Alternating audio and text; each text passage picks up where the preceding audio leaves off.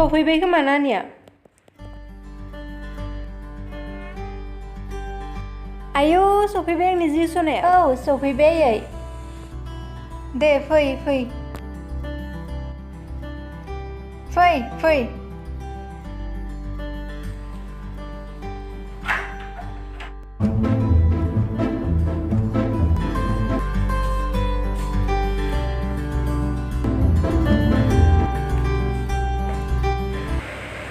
आयु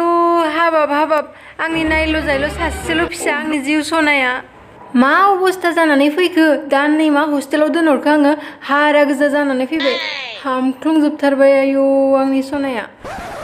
जानो लोंनो गारजोब्बाय नामा नोङो हा मा अबस्था जाखो आंना गथ'ना आयु मा बुंनो आयै आङो हस्टेलनि खानाया जा गाज्रिखा जानोनो हाया आङो बाहेरा बुस्थुफोरखौसो बायै बायै जाबाय थायो आङो आयौ आंनि फिसाया मा खालामनो उपायबोथ' गैया दे दे नों दा न'आव फैबाय नालाय आं नोंनो जा गोथाव गोथाव जाहोखागोन ना आं नोंनो नारजिजों अमा बेदर जाहोगोन अनलाजों दाउ जाहोगोन सबायजों साम' जाहोगोन आरो गोबां गोथाव गोथाव बुस्थु जाहोबावगोन आं नोंनो जाहो हा फिसा बायदि नुनाय खालामना हरगोन आं नोंखौ नोंजोंबो आरो आयै मा नों सान्दुङाव बेरायहैबाय थायो नामा माथो बिफा बायदिसो गोसोमसोम जालांनो हमदों आयै दे दे आथिं आखाइ सुनानै एसे जिरायफैदो दे आं आथिं आखाइ सुनानै फैनि नानिनि लाबोनाय जि जोमफोरखौ जाबस्रांना दोननि र' आङो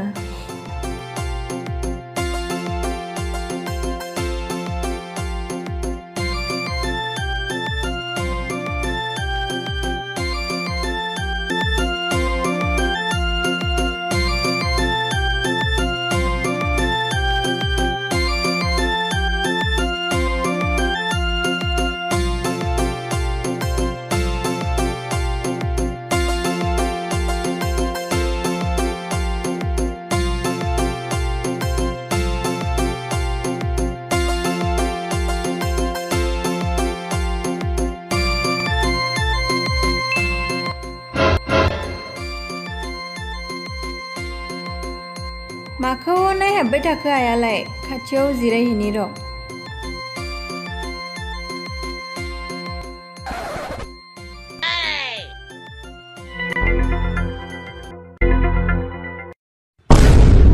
मा बेफोरलाय मा गाननाय जोमनाय बेफोरो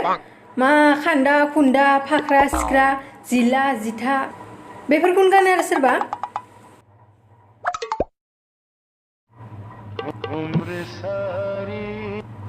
बाबु राजानिसो पेन माथो बेलाय बहा मोननाय नोंलाय बेखौलाय मा बाबु राजानि पेन जालाबायनो बेलाय सिख्लाफोराबो गानो आरो बिदिखौलाय हस्टेलाव रुमाव थाबोला गानो आङो बेखौनो गानो होमबा गथ'फोरनि पेनखौनो मा जाबावगोन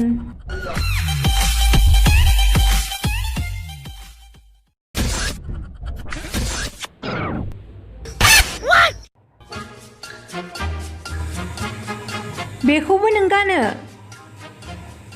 जिबौ बायदिनो फाख्रा सिख्रानो मा गस्ला बेलाय जाम सुइट बुङो बेखौ आयै छी लासिं सिं जिबौसो होननानै गिना खागोनसो आं बेखौ गानब्लालाय मा मा गानो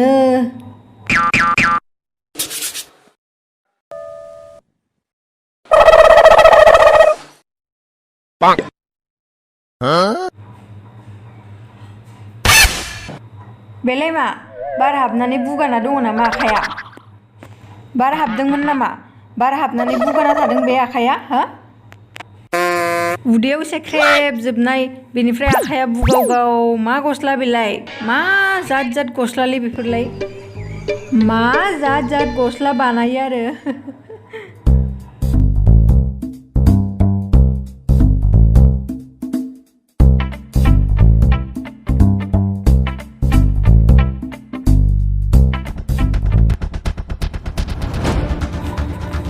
हा नानि नों मोजाङै दोङोथ' नानि नों मोजाङै दंमारोथ' बेफोर बोरै जानाय आंनोथ' खिन्थायाखैनो नोङो डाक्टराव थांनाय थाङासै नोङो डाक्टराव थांनाय थाङासै नोङो सैमाया अरदों नोंखौ आं दिनै नोंखौ अजानाव लांथारगोन थेट मायाव सैमाया अरलाबायनो मोननो आंखौलाय सैमाया अरदों नोंखौ नायनि आथिंखौ नायनि आयु फिसाखौ सैमाया अरग्लिजोबथारदों खोमा नायनि आथिंखौ नायनि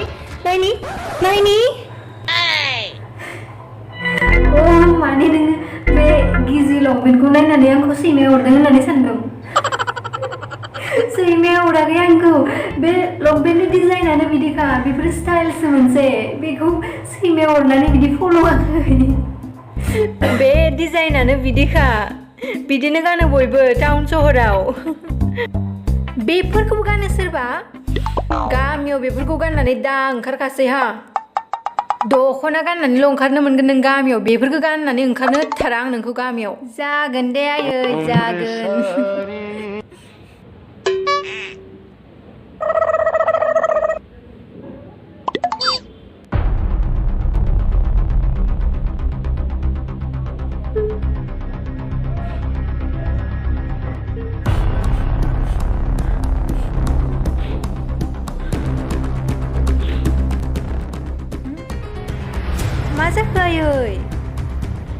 मा जाखो आयै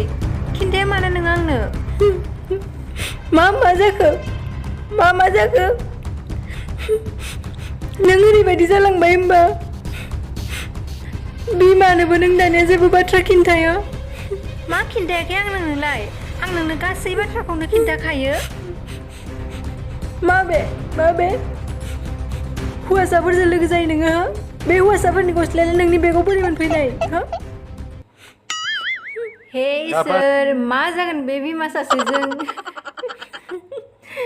बे रावबो हौवासानि गस्ला नङा बे आंनिनो गस्ला गुदाम गोनां गस्ला माने बे हौवासाफोरनिसो गस्ला बे नोंनि बेगाव बोरै मोनफैया बोरै मोनफैया बुंनाय आंनो माबार बे रावबो हौवासानि नङा बे आंनिनो हिन्जावसाफोराबो बिदि गस्लाखौ गानो दानिया नों नुवाखै आरो मा सानो मा जागोन बे बिमा सासेजों ओरैनो एदावनायानो आं नोंखौ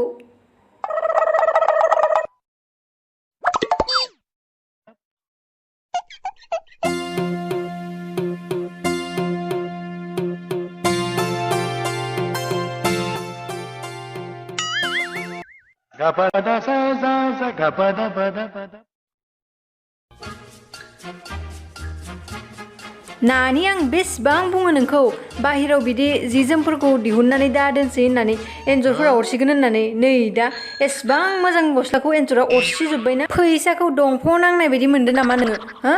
बायलाय गारलाय गस्लाफोरखौ बायलाय गारलाय एसेबां मोजां गस्लाखौ ओरै अरसिजोबथारदों नै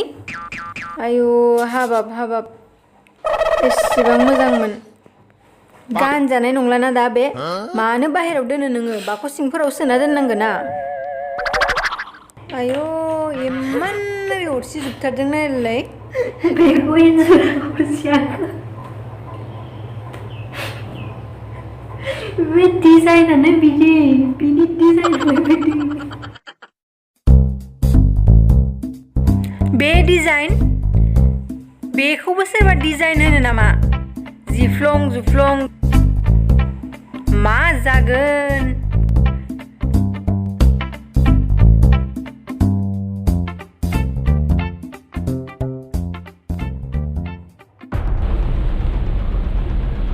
नानि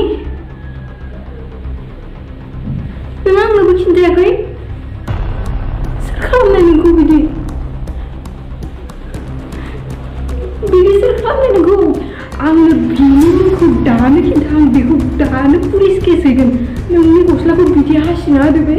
सोर दाखु बे नाम खिन्था आंनो दानो नाम खिन्थानानै आइ नों मा एसे अभार रियेक्ट खालामदों बिदि अभार एक्टिं खालामबाथाय मानसिफोरा भिडिअखौ डिसलाइकसो मारिनानै होगोन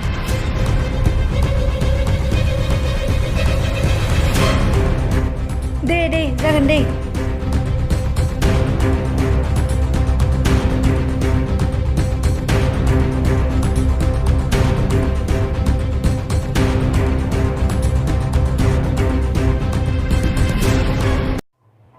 So thank you so much guys for watching this video. नोंथांमोना जुदि आंनि बे भिडिअखौ नायनानै मोजां मोनदों थ' प्लिज भिडिअखौ लाइक खालाम आरो हायोबा शेयार खालामनानै हो थ' दिनैनि थाखाय एसेनोसै लोगो मोनगोन नेक्स्ट भिडिअ आंनि सिमां पार्ट 2 आव दिनैनि थाखाय बाय बाय